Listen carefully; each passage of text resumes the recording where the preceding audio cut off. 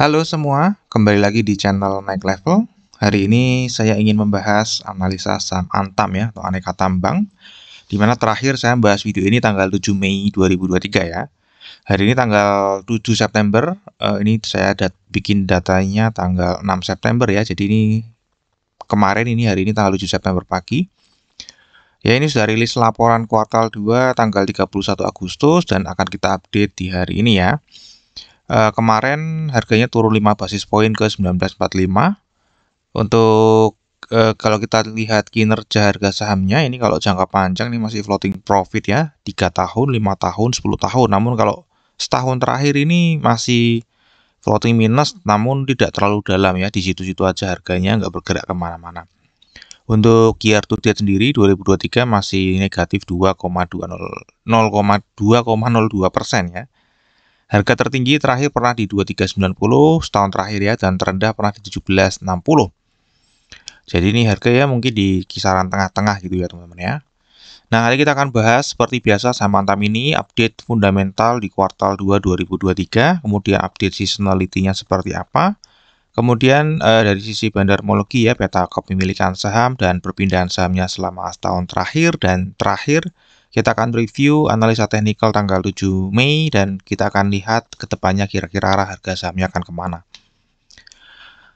Oke, ini udah saya bahas ya di video yang sebelumnya ya, aneka tambang, jadi bergerak di bidang pertambangan ya, sama pemasaran mineral alam.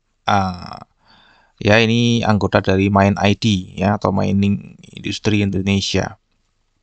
Ya ini harga IPO-nya 1.400, pernah stock split 280. Jadi kalau teman-teman pernah pegang dari sejak IPO sampai hari ini ya, kira-kira value-nya sudah naik 696,4%.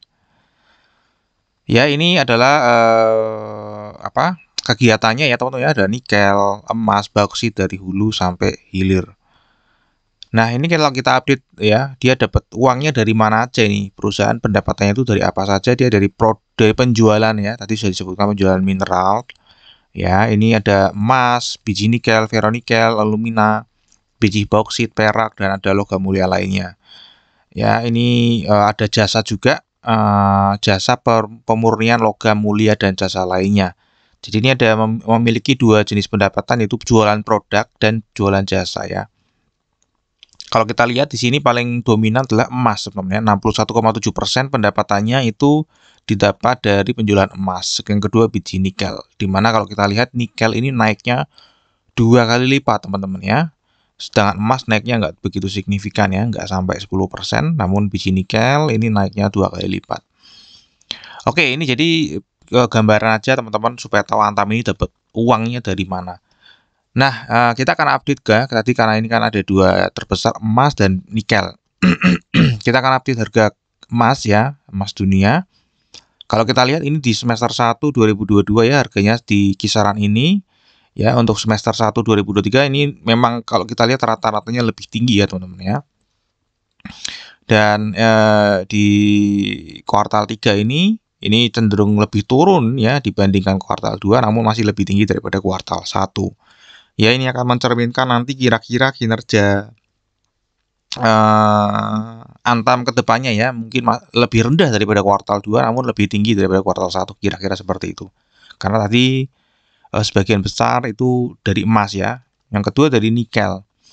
Ya kalau nikel ini kita lihat ya, kalau kita lihat di sini di semester 1 2022 ini jelas rata-ratanya lebih tinggi ya, pernah melambung tinggi ya dibandingkan semester 1 2023 ya. Kalau kita lihat juga di kuartal 3 ini berjalan, harganya masih lebih rendah daripada kuartal 1 dan kuartal 2. Artinya kemungkinan besar performance-nya akan menyusut dari nikel ini teman-teman ya. Namun dari emas masih naik ya dari kuartal 1, namun dari kuartal 2 masih lebih rendah sedikit. Oke, ini adalah update performance-nya teman-teman ya, untuk performance dari Antam selama kuartal 2 dari 2011 ini naik ya jangka panjangnya selama kuartal 2. Laba kotornya ini cenderung naik juga meskipun tidak stabil ya, kadang ini turun kemudian dia tiba-tiba naik tinggi. Laba usahanya juga tidak stabil ya, bahkan pernah merugi. Laba bersih juga sama nih, tidak stabil, bahkan pernah merugi. Nah, kalau kita lihat dari komposisi pendapatannya, untuk beban pokok penjualannya ini sebenarnya cenderung stabil di angka 80%. Ya, beban usahanya ini yang naik turun teman-teman ya, kadang 5, 11, 10, 10 ini turun lagi 19, pernah 19, turun ke 9,7 ini enggak stabil. Ada penghasilan lain-lain juga yang ada kadang-kadang positif teman-teman ya. Dan laba bersihnya ini konsisten single digit ya, jadi selalu di bawah 10%. Nah, ini adalah secara nominal untuk kuartal 2 ke kuartal 2 dari 2022 ke 2023 untuk pendapatannya masih naik ya secara kuartal 2 year on year.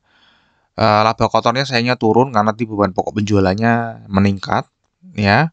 Untuk laba usahanya ini naik ya cukup tinggi karena di kuartal 2 sebelumnya ini malah negatif ya teman-teman ya. Jadi laba kotornya dibandingkan beban usahanya lebih tinggi beban usahanya jadi negatif. Ya, untuk laba bersihnya juga meningkat ya 274,5%. Nah, kalau kita gabungkan dengan kuartal 1 menjadi satu semester, kalau kita lihat pendapatannya ini juga naik 15,4% ya, dari 21 triliun. Ya, kemudian laba kotornya naik 5,2%, laba usahanya naiknya cukup tinggi ya 58% karena beban usahanya turun cukup signifikan. Ya. Jadi ini beban usaha cukup mempengaruhi laba teman-teman ya.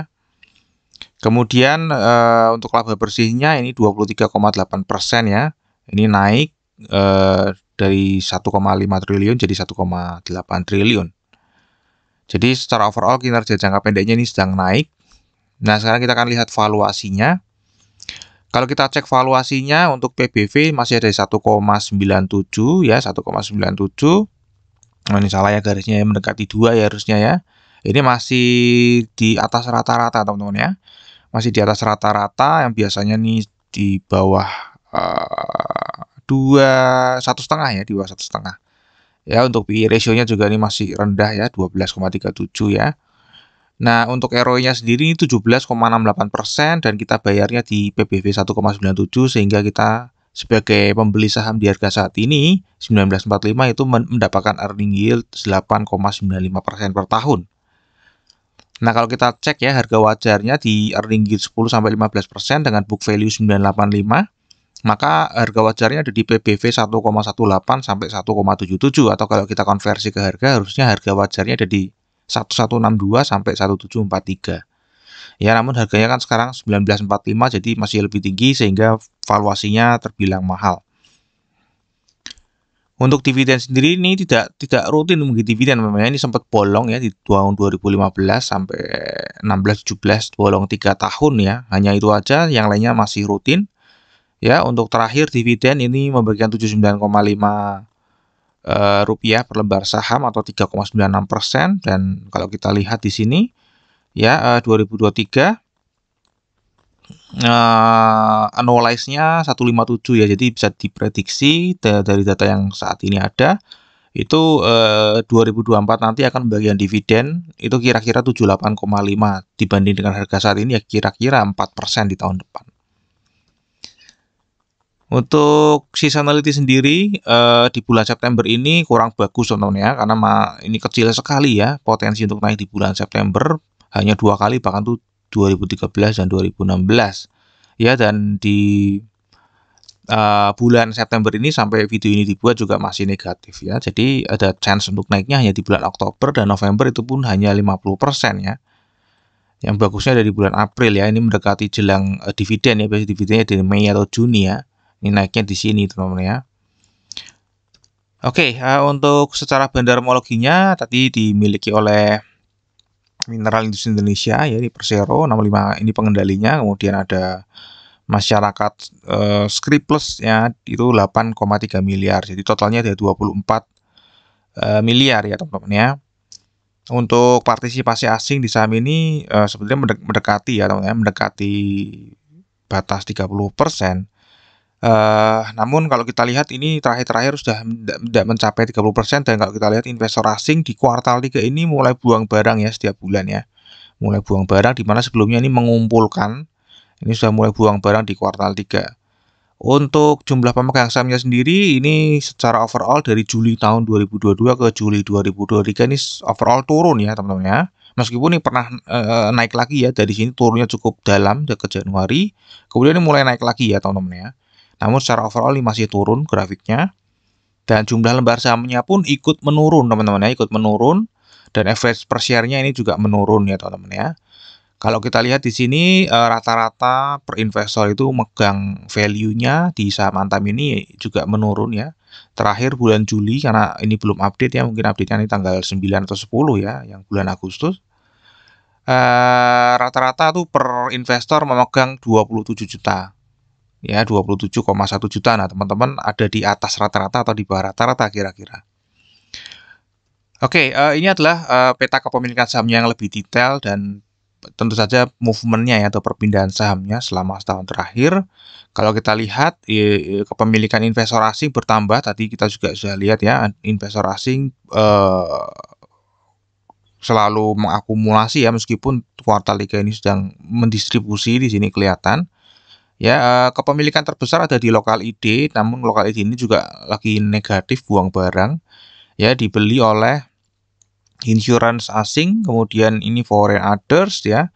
Kemudian ada corporate asing dan dana pensiun asing. Ini insurance lokal juga membeli, reksadana lokal juga membeli. Ya, mulai membeli. Kemudian ini foundation, ya ini kecil sekali lah ya, nggak ngefek ya. Oke, jadi ini secara overall karena lokal ID masih berkurang cukup drastis, tadi baik dari jumlah investor maupun jumlah kepemilikan. Jadi ini masih overall sedang akumulasi teman-teman ya, meskipun kuartal 3 ini investor asing mulai buang barang. Ya, namun secara overall masih bertambah ya dari setahun yang lalu ya, dari 37,03 sekarang jadi 41,91. Nah, untuk di bulan September ini ya teman-teman ya, tanggal 1 sampai 6 September. Itu kalau kita lihat di sini secara garis ininya masih turun ya. Namun kalau kita lihat dari banda detektor ini ada small accumulation, dan dari broker summary ini juga terlihat sedang akumulasi kecil memang ya, nggak terlalu besar selisihnya teman-teman. Jadi ini kesimpulannya sedang akumulasi teman-teman ya, untuk Antam ini di tanggal 1 sampai tanggal 6. Nah, ini adalah analisa teknikal tanggal 7 Mei 2023, di mana saya waktu prediksi harganya akan turun ke 17.80, namun dia akan memantul naik lagi ke 24.10 ya. Nah, ini adalah hasilnya teman-teman ya. Ternyata nggak sampai ke 17.80 turunnya, jadi tetap turun namun hanya sampai 19.10, dan naiknya juga nggak sampai 24.10, bahkan ini hanya ranging aja di sini teman-teman ya. Hanya ranging aja di sini di 19.10 sampai 2080. Nah, kira-kira arah harga sahamnya ke depan akan kemana teman-teman ya? Kalau kita lihat ini sudah ranging dan performance-nya juga nggak ada yang istimewa juga ya. Memang naik, namun valuasinya masih juga mahal, dan akumulasinya juga nanggung ya. Investor asing masih buang barang lagi di kuartal 3 ini, terus akumulasi di bulan September juga masih kecil, jadi mungkin harganya akan tetap sideways aja di sini teman-teman ya. Prediksi saya dia akan sideways, mungkin bahkan mungkin akan cenderung turun ya, akan cenderung turun ke 17.80 ya. Ini untuk likuiditasnya per hari juga turun ya, 75,5 M dibanding yang sebelumnya ya, 21,249 M per hari. Oke, ini adalah terakhir sahamnya ya. Tadi untuk fundamental kinerja jangka panjangnya naik ya, kinerja jangka pendeknya juga naik, valuasinya masih mahal. Ini tidak rutin bagi dividen, namun forecast-nya 4% kalau membagikan dividen di tahun depan. Kemudian potensi naiknya ada di bulan Oktober dan November, itu hanya 50% tadi. Untuk Bandarmologi tadi sedang akumulasi tahun terakhir 1 sampai 7 September sorry-nya. 1 sampai 7 September juga sedang akumulasi.